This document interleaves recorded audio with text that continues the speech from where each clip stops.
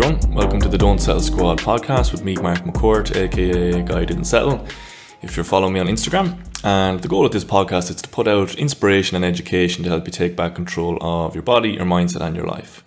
So obviously, to do with the Guy Who Didn't Settle name, I didn't settle for my movement limitations for 10 years of chronic pains and injuries and having to give up the sport I loved, which was jiu-jitsu. And yeah, I've come back from that. And like I keep telling you guys on Instagram, you don't get what you deserve, you get what you settle for. So for those of you out there who don't want to settle for that, that's what this podcast is for, what the content on Instagram is for. Try and inspire and educate you to take back control of your body, mindset and life, like I said. So if that's you, hit the subscribe button, subscribe, join the Don't Settle Squad, and we're going to go for progress together. So yeah, episode 3 today. What we're going to talk about is pain, okay? So what is pain and how to manage it? So this is one that's really important for people who have gone through chronic pain, who have chronic pains, who have injuries, that type of stuff, because, you know, going back to my own experience, like I keep saying, how I got out of it and got back doing jiu-jitsu and so much more, it wasn't because I found the best mobility exercise or anything like that. There's nothing like that. It was because I took ownership of my issues, like I said, and I started to educate myself on the body, how it works, and this is where the progress came from. Most people don't have a clue what pain is, the purpose of it, how to manage it, how to start getting out of chronic pains, okay? So that's what we're going to talk about today. Again, just be looking over here, trying to keep me on track, not ramble on for hours. And yeah, the kind of tagline here that I just thought of when I was thinking about this episode is that, you know, pain can be life's biggest tormentor or it can be life's greatest teacher. That's a simple way to think about it in my own life. It did torment me on and off for 10 years, you know, hip pain, back pain, all this type of stuff. But it's also become life's greatest teacher for me, learning more about my body, helping myself, getting out of that. And now my purpose is helping others to do the same. So same for you guys out there, anyone with chronic pain, this is the decision you have to make. Are you going to let it become, or it probably already is, are you going to let it stay as life's greatest tormentor for you, stopping you from doing things that you love to do, or are you going to let it become the greatest teacher and learn more about your body, get out of it, get back doing the things that you love? First up, okay, so what is pain? Pain is an output from the brain, okay? So if you went back and watched the last episode about why we get tight and stiff, it's all coming from the same place, the evolutionary view of humans, how we've evolved over the last, 6 million years, okay? What we are designed to do. Everything stems from that. Like I said in the last episode, how we get fat in our bodies, why we're more anxious creatures, but also towards the movement and mobility side of things, and also for pain, okay? So it's an output from the brain, and like the number one goal of the brain, it's doing it to protect us, okay? So pain, it's an output from the brain to protect us to any perceived threats, okay? So simply, pain is an output from the brain for a perceived threat to us, okay? I'll put in a few analogies again. Analogies are what's going to let you remember this. Think back to the hunter-gatherer days and you'll see the utility of pain. Let's say me and you were kids, we're messing around a campfire in the evening, we've hunted, got our food, whatever, cooking it, or we'll say our parents are cooking it and we're just hanging around the fire. We can't even speak English or any language, we can't communicate with each other yet, okay, so we're very small kids, we're just playing around and messing, so we can't actually communicate with each other yet or our parents through language. And if we're just messing around the fire, wrestling, and I pushed you towards the fire, and the fire maybe got you on the elbow, okay? You don't know that fire is dangerous, because again, we're just kids, we don't know anything, but when your brain through the nerves feels that heat on your elbow, heat that probably like you've never felt before in your life, that is a perceived threat from the brain to your body. Something that's really, really hot has just touched me here. This could be dangerous. So you'll get pain. You'll get a message from the brain, okay? And even though you know nothing, you know one thing, I'm staying away from that fucking hot thing with that hot red thing there. That's what you know, okay? So again, this pain has taught you, it's your teacher, it has taught you, whatever that thing is there, stay away from it. And that's what you do. And again, that can save your life. Let's say if you brushed against the fire, and again, you didn't get pain because your brain isn't trying to protect you. It's like, oh yeah, you know what you're doing. You brushed against it, you don't feel anything. What could happen? well, you won't get away from it. Me and you could just keep playing and maybe both of us roll into the fire. And now we're both dead. So the species would not live on if that's what happened, okay? But because we get the pain, the brain is trying to keep us safe. It perceives a threat here, and it's going to keep us away from that. So again, those are the type of humans that would have survived. Those are the type of humans that are our ancestors, okay? So there's the utility of pain to keep us alive. That's why we have it, and the brain doesn't know the difference between this modern environment here and the hunter-gatherer example that I've just given you, okay? So that's it, a perceived threat from the brain, okay? So yeah, that's the example I went through. And the most important word here is perceived, okay? It's a perceived threat, which means it doesn't actually have to be something that is dangerous to you. The fire example, that is an actual threat, okay? But for other examples that can lead into modern life, things like chronic back pain, you know, like I've had clients getting pain bending over tying their shoes.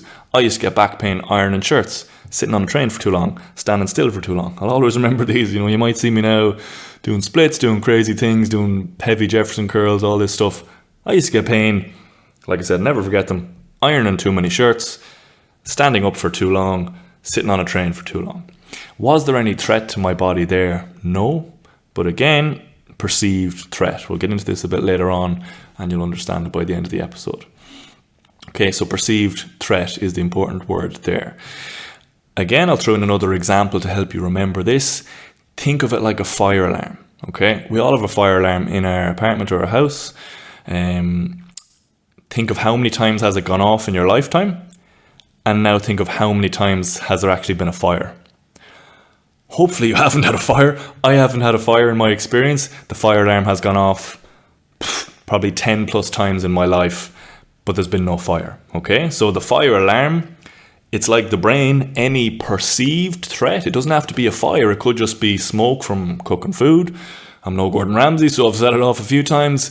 Again, the fire alarm is not taking any chances because the one time it actually could be a fire. Sorry, let me explain that again. It'll go off every time, even if there's not a fire, just to make sure that you're staying alive, okay? Because the one time where there is smoke, and it waits until the fire is there and there's way more smoke, maybe it's too late now to save you. So the fire alarm is like the brain, any sort of perceived threat, it's going to set off the alarm. Same thing with the examples I was given about chronic back pain, okay? So think of it like that, like the fire alarm, any perceived threat, it's going to go off. Okay, so yeah, like I said, it's all come around to the safety, okay? The pain, it's trying to protect us, and like I said in the last episode, go back and watch it if you haven't. Our brain will feel safer if we have control over our body, okay? If we've strength and control over lots of different movements and positions, the brain will feel safe and let you move around in those positions. Like I said in the last one, again, the tightness and stiffness that we get, it's protecting us from movements that we're not safe in, okay? Yeah, I've gone through those examples. Okay, so I'll just talk a bit about one of the kind of models around pain, one that'll help you understand it a lot more. Okay, so like I said, you'll have to learn a bit about the body now if you want to start getting long-term progress and getting out of pain. There is no quick fixes, so you can pay attention here and watch back over it, take some notes if you want. With the biopsychosocial model of pain, it can sound a bit complicated, but it's not really. It's just bio for biology, psycho for psychology, and social for social. So that's what it is, the biopsychosocial model of pain. You could think of it like three circles, okay? So the biology circle here, the psychology circle here, and the social circle here, and where they're all intertwined and overlapping, that's where you can get pain, okay? So basically it means pain is very complex. It's a combination of your biology, like your body, your psychology, and the social element, which I'm going to tell you a little bit about now, okay? So one of the biggest takeaways from this episode, something I didn't know 10 years ago, something you probably don't know, pain is very complex. There is no one cause for pain, okay? Pain is very complex. There is no one cause for pain. It's an individual experience. Once you know that, again, a lot of misinformation in the mainstream, in the fitness mainstream and the healthcare mainstream will start to fall apart and you'll stop falling victim to it. Things like 5 best exercises to stop knee pain. That's bollocks, because it doesn't make sense in terms of how the human body works.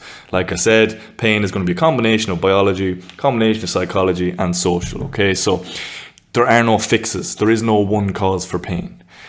Other things, your back pain is caused by your posture. Again, big X, that doesn't make any sense in terms of how the body works. Okay, again, it could be a combination of biological things in terms of your mobility, okay, psychological thoughts, beliefs, emotions, the social, who you're listening to as well. It's never one cause. It's going to be a combination of lots of causes, okay? I probably should maybe do another episode on correlation versus causation, because this is where a lot of us will get confused. Things can be correlated, but it doesn't mean it's the cause. Without going off on a tangent there, let me think of a simple example. If I punched you in the arm and you got back pain 2 hours later, okay? Then 2 days went by, I didn't punch you, you got no back pain. Then the next day I punched you in the arm again and you got back pain that day. I could just say, oh, your back pain is caused because I punched you. There's data there to show it, but we know that's not true. Like, but how would you know? I could convince you that that's true because the data is there. Again, that's not causation. They're just correlated. It's just correlation. They're not. I'm not causing that. So that's where things can get a bit tricky for pain. Lots of factors are involved. Okay, so like I said, these things like, oh, this will definitely fix your back pain. I can 100% fix you. All that stuff is bullshit. Okay, so I'll give you 2 takeaways now. This is what I go back and tell the old Mark, which is what I think when I'm talking into the camera. If any healthcare practitioner tells you that they can 100% get rid of your pain, that's bullshit. It's not true, because there is no factor for pain. And like I said, pain is a teacher. You can get it throughout different stages of life. It can't just be fixed and go away.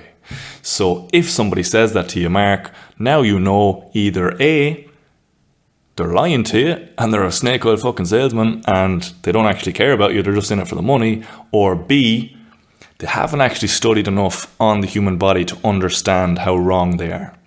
So either way, I don't want to go to them because they're not going to get me progress. They're either lying to you or they haven't taken their profession seriously enough to actually educate themselves on how the human body works. Okay? Very important stuff for anyone in pain. People telling you that, it's not true. So all we can really do, and all I put out there, because it's the truth, maybe not the most marketable way, all we can do is start to tick the right boxes to start helping you move better, and there'll be less likely for you to get pain. Okay, so that's what we'll go into now for the last kind of 5 or 10 minutes. The biology circle, the psychology circle, and the social circle. We can just start ticking as many boxes as we can in those 3 areas, and that's going to lead you to have much less reason to get pain, and that's what I've done with myself and what I do with clients. Okay, rambling on a bit more than I wanted here, but look, once I get into it, I suppose different points come out. Hopefully you're still on track. Like I said, pause, go back over it if you need to. Okay, so we'll go into the biopsychosocial model of pain now. The first circle of the biology, the simple one. Yes, if we get injured, if we have pains, it can be because of an actual injury to your body. If someone got a baseball bat, whacked me in the arm and I broke my arm, I'm going to get pain from that, and it's for a valid reason because my limb was broke. Okay, so they're the easy ones, like accidents, injuries and matches and that type of stuff. They're straightforward. You have an actual injury to your body. But then, like I said, when it gets more complicated, chronic pain, you're getting pain, bending over, tying your shoes and this type of stuff. You haven't broke your back and all this kind of stuff that you say there. So that's where it gets more complicated. But yes, in the biology part, what we can do is the mobility programs. That's how we're going to improve that part. Okay, so, previous injuries, you haven't rehabbed them, your mobility is very bad, you're tight and stiff, all that sort of stuff. To tick the boxes for the biology, that's where the mobility program comes in, okay? So that's the purpose of that. That's how we deal with this circle up here. The next one then, the psychology. This is actually the most important circular aspect of pain, okay? Sounds maybe a bit mad. Again, this is more information that changed my life because I thought it was all about the mobility up here. The psychology is the most important one. Your thoughts, beliefs, your emotions, okay? All these have major implications on your pain levels. Again, it's nothing woo-woo, okay? It's nothing woo-woo, it's science, it's proven, okay? So we'll go through a few examples to ingrain this in and make sense for your thoughts, your beliefs, your emotions around your body have a massive impact on your pain levels, your movement, your mobility, and your quality of life, okay? Things like me giving loads of diagnoses on what's wrong with my body, I thought I was fragile and broken, okay? I thought bending over and stuff was dangerous, hence more reason to be afraid of bending over, hence more reason of my brain perceiving a threat and increasing the back pain. It's a vicious loop that'll keep going around. You think you're fragile, so you don't move. You move less, so you get even stiffer. Now you're stiffer, you think you're broken, and it just keeps going spiraling downwards. And that'll happen forever if you're not educating yourself with this sort of stuff. So yeah, the psychology, once we understand we're adaptable creatures, we're so resilient. I'll go on a separate podcast about how adaptable we are, but we can change, we can take back control of our body. We don't have to be fearful of different movements, and the pain and stuff can start to go away once we get that control over our body from the mobility program. But we have to change our beliefs first. Okay, we have to understand that we aren't broken, we aren't fragile, or you will never get long-term progress. So we'll go through an example of the implications of the psychology on someone's pain level, okay? Let's say, it's the same one that I wrote down. Yeah, the same example. Let's say me and you go to get an injection, okay? So you have a bad experience of getting an injection before. So maybe when you were a kid, you didn't want to get the injection, and you were pinned down. Okay, so let's say doctors or your dad or whoever it was had to kind of pin you down because you needed to get this injection. You were freaking out, you were scared, you were sweating, your heart was pounding, you hated it, it hurt so much. You have a really bad experience of it. Your psychology around this is negative. Bad experience. Me, I'm fine, got loads of injections before, not a bother, didn't hurt me, not afraid of them, it's all good. So if we both go into the same person to get the same injection the exact same way, and then we come out at the end and fill out a form of what was your pain level for that, 1 to 10 or 0 to 10, will ours be the same? Obviously it won't. You could come out and yours could be 8 out of 10 pain, or it could be 10 out of 10 because you're freaking out again, you don't want to do it, you're scared, all the previous thoughts, beliefs, emotions around it are very negative. Your brain is freaking out. The perceived threat, like the fire alarm's gone off. Even though the needle isn't dangerous, doesn't matter. The fire alarm's gone off. You're freaking out. Your brain is perceiving this as a very dangerous experience, a threat to your life, and it's giving you the pain because it wants you to get away. Okay? Whereas me, my brain knows it's no threat. I'm not worried about anything. It's fine. I'm safe. So I don't get pain. I could come out and say 0 or 1 just from the little prick of the needle. You could say 8 or 10. That is an example of the psychology. Nothing's been different. It's the same needle. Do you know what I mean? It's the same person. They haven't just jabbed you with it and put it softly into me, okay? So the psychology there is massive. And that's where we can really start to understand the difference that it can have leading into chronic pains throughout our life. When we're thinking of the brain, okay, you can just think of it like a man in a dark cave. I know it sounds a bit weird. Think of like the brain like a man in a dark cave, aka your skull.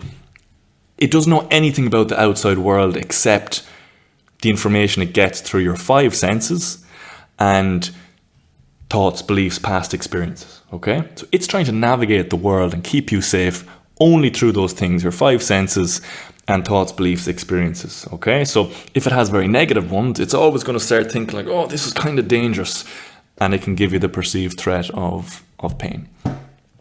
So onto the social one then. So we covered the biology, which is actually the body, like the mobility program. The psychological here, it's all around thoughts, beliefs, emotions around the human body, your understanding of it. The most important part, like I said, which is why I'm putting out information like this, which is why in the mobility membership it's very educational, okay? Because without this foundation, the mobility program is not going to be as effective, okay? So that's why I say things like it's education and coaching that you need to take back control of your body. They need to come together. The last circle then, the social, that's very simply like the social element, like who are you listening to for information on the human body, which will then go around and influence the psychology, which will then go around and influence your mobility or your fear of movement. Let's say if it's a negative loop, okay? So the social, you listen to this doctor, I'll take my example, let's say I'm listening to these experts, doctors, physios, chiropractors, all telling me that my hips are out of place, I have scoliosis, I need to give up sport, all that kind of stuff. I was listening to them. My psychology was very negative around everything. I thought I was fragile and broken, getting back pain from ironing shirts and things like that. Coming home, lying on the couch, thinking I've done damage to my spine after matches if I'm getting pain.